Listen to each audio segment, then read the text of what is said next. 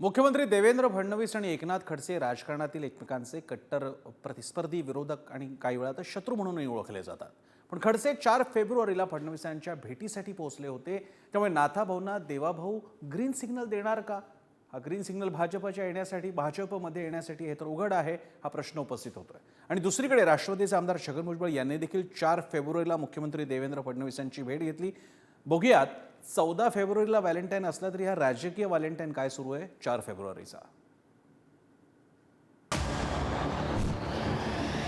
एकनाथ खडसेंच्या भाजप प्रवेशाची चर्चा पुन्हा एकदा सुरू झाली आहे. याला निमित्त ठरलंय मुख्यमंत्री देवेंद्र फडणवीस यांच्या भेटीचं. एकनाथ खडसे यांनी मंगळवारी रात्री मुख्यमंत्री देवेंद्र फडणवीस यांची सागर या निवासस्थानी जाऊन भेट घेतली. त्याचमुळे नाथाभाऊ देवेंद्र फडणवीस यांचा ग्रीन सिग्नल मिळवण्यासाठीच सागरवर गेल्याचं बोललं जाऊ लागलं. मात्र आपण मतदारसंघातील कामानिमित्त भेट घेतल्याचं एकनाथ खडसे यांनी स्पष्ट केलंय.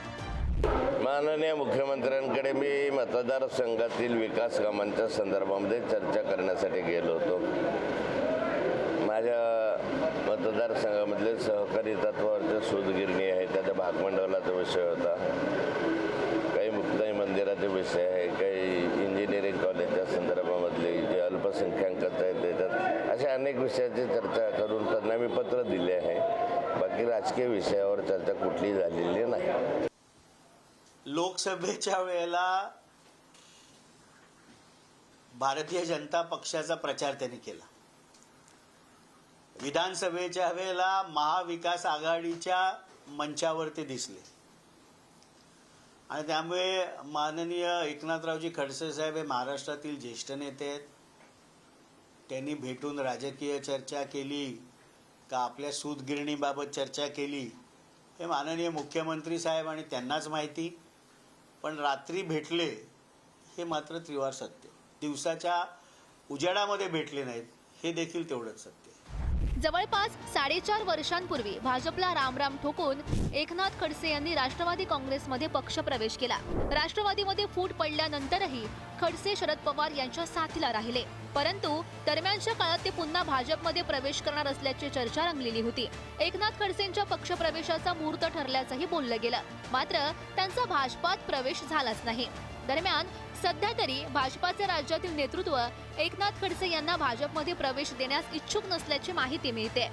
भारतीय जनता पार्टी पक्षप्रवेश आणि भारतीय जनता पक्षात खडसेजींचा प्रवेश या बाबतीचा निर्णय अंतिमतः मान्य मुख्यमंत्री देवेंद्रजी आणि प्रदेशाध्यक्ष बावनकुळेजी घेतील आणि तेच त्याच्यावर भाष्य करू शकतात. दुसरीकडे राष्ट्रवादीचे आमदार छगन भुजबळ यांनी देखील 4 फेब्रुवारीला मुख्यमंत्री देवेंद्र फडणवीस यांची भेट घेतली. विशेष म्हणजे अजित पवार यांनी राष्ट्रवादीच्या सर्व आमदारांची बैठक बोलावलेली होती. मात्र छगन भुजबळांनी या बैठकीकडे पाठ फिरवत फडणवीसांची भेट घेतल्यानं लवकरच ते भाजपवासी होतील अशी चर्चा रंगली आहे. दर मंगळवारी आढावा बैठक होते आणि असं आहे की माझी जिथे गरज असेल गरज नाही तिथे मी काही जात नाही. तुम्ही अजूनही नाराज आहात का? मी काल पण सांगा आता किती नाराज आहे की नाही त्याचा अजून ते थर्मामीटर काय मिळालेलं नाही. ते तुम्ही आता जसं म्हटलं की जिथे माझी गरज लागते तिथे मी जातो. आता उदाहरणार्थ शिर्डीला बोलवलं होतं, मी जातो. आता इथे माझ्याकडे माझं काही काम पण नव्हतं, काय आवश्यकता पण नव्हतं, कॉलेजचं काम आहे. असं मी आता बोललो, लोकशाही प्रक्रियेमध्ये ज्याचा त्याचा हा व्यक्तिगत अधिकार आहे.